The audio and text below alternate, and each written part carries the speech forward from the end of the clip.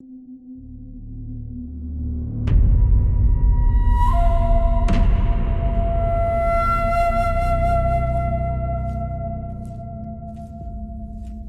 happened when I was in 8th grade. On the way home from a movie theater in the next town, one of my friends disappeared. The last place I saw him was on the stairs of an old, ordinary-looking building near the station. Even now, I don't know. That day, how many floors did we climb? From the Ghost Files. Back then, I was an 8th grader living in a small rural town. A new movie theater had just opened in a larger town about 30 minutes away by train. For us, that alone felt like a little day trip. That day, I was supposed to go with 2 classmates, Shuji and Rio. But the night before, Rio called me. He said something at home would keep him busy until early afternoon. So, after the movie, he wanted to meet us at the station. That was the plan. On Sunday afternoon, Shuji and I took the train. We watched the movie as planned. By the time we came out, it was almost evening. The area in front of the station had started to fill with people heading home from shopping. We were about to head for the ticket gates when Shuji suddenly pointed to a building beside us. "I think we can get onto the pedestrian overpass from one of the upper floors." That was what he said. Next to the theater stood a narrow old building, the kind with small shops and offices on different floors. If it saved time, why not? That was all I thought. So I followed Shuji inside. Inside, it was strangely quiet. On the first floor, I had seen signs for a few small shops. But in the stairwell, there was no sign of anyone. Second floor. Third floor. We kept going up. But the landings didn't open onto anything. Just walls. No doors into shops. No doors leading to a hallway. That was when I wanted to turn back. I told Shuji we should go down. But Shuji said casually, "One more floor and we can probably get out." Then he kept climbing. The 4th floor was the same. So was the 5th. Landings with no doors.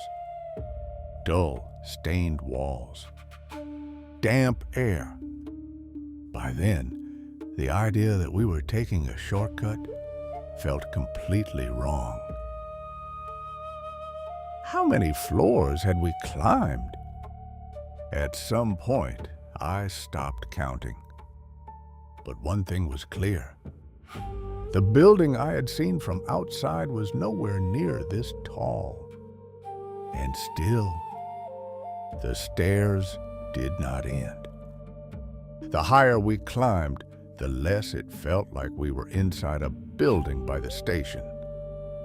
The walls grew black with stains. The handrail was cold and slick. Moisture gathered in the corners of the landings like the dampness beneath an old house. Something deep in my chest slowly went cold. I called out to Shuji, walking ahead of me. I called out again. "Let's go back." He didn't even turn around. In a voice that sounded almost amused, he said only, "There's still more." It was Shuji's voice. But the way he said it, that wasn't Shuji. Not at all. That was when I finally noticed it. The way Shuji was climbing was wrong. With every step, his arms and legs slipped a little further out of rhythm. It did not look like a person walking. It looked as if his body were being pulled upward by invisible strings. A shoulder would lag behind while an elbow jerked forward first. Before a knee bent, his neck would sway. Every part was out of sync, and yet his body kept moving upward at the same steady speed. I stopped dead. Shuji stopped too, instantly. Then, slowly, he turned toward me. His face was Shuji's, but the smile was stiff, like it had been pasted onto his face. His eyes did not blink. They reflected no light. I let out a breath that never became a voice. Then I ran down the stairs. Did something follow behind me? Or was there nothing there at all? Even now, I can't remember. Maybe I just don't want to. The next thing I remember, I was standing in front of the drugstore on the first floor. How I got out of the stairwell and out onto the first floor shop area, that part is gone. I ran to the station without looking back. Rio was waiting in front of the ticket gates, just like we'd planned. He started complaining that I was way too late. But the moment he realized Shuji wasn't with me, his face changed. I was still gasping for air when I dragged Rio into the burger place inside the station. Then I tried to tell him what I had just seen. I was desperate. I know I told it all out of order. I probably made no sense. But at some point, Rio stopped laughing. Ever since we were kids, Rio had been strangely sensitive to the air of a place. We used to joke that he could feel things about places the rest of us couldn't. After a long silence, Rio spoke in a small voice. "Let's go back to that building." Honestly, I did not want to go back. But leaving Shuji there like that didn't feel right either. So Rio and I returned to the building. We went in through the same entrance. We were climbing what should have been the same stairwell. And yet, on the third floor, there was an ordinary shop door. When we reached the fourth floor, light from an arcade spilled into the hallway. The stairs ended there. Not a single step continued upward. We went outside and looked up. Just as before, the building looked only about 4 stories tall. Rio and I stood there in silence for a while. That night, there was nothing we could do. Maybe Shuji had gone home by himself. We held on to that one hope. Then we each went home. The next morning, Shuji did not come to school. Morning homeroom ended. Second period came. Still, no one had heard from him. During the break after second period, Rio came into our classroom, pale. He said he had a strange dream that morning. In it, Shuji was walking through a dark mountain forest with no shoes on. There was no wind among the trees, but there was a sound like paper rubbing together. Shuji kept looking behind him, again and again, and in a low voice, he muttered, I can't go home.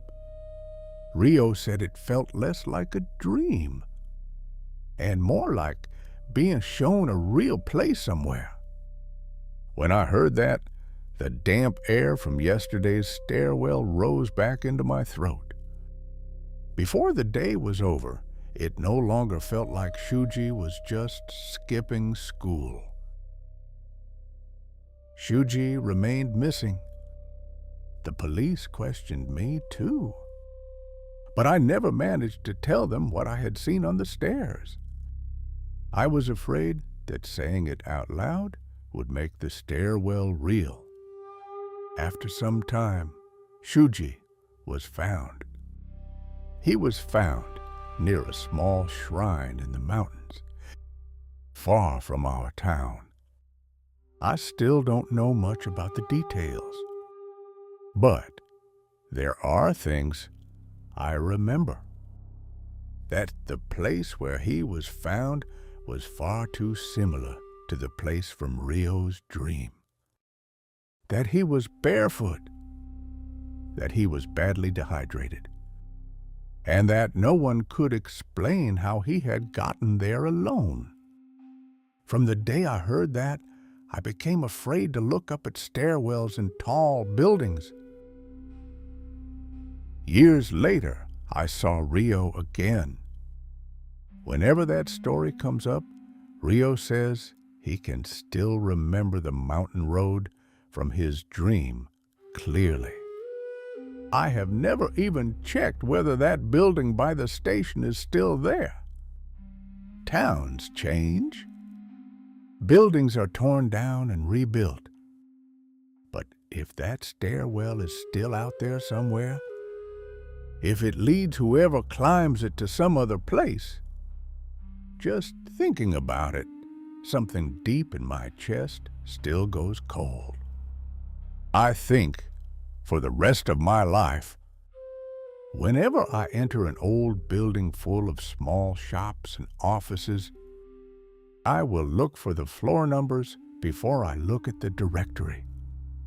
If the highest number listed is even one floor higher than the building looked from the outside, I will leave without buying anything, quietly, before that stairwell notices me.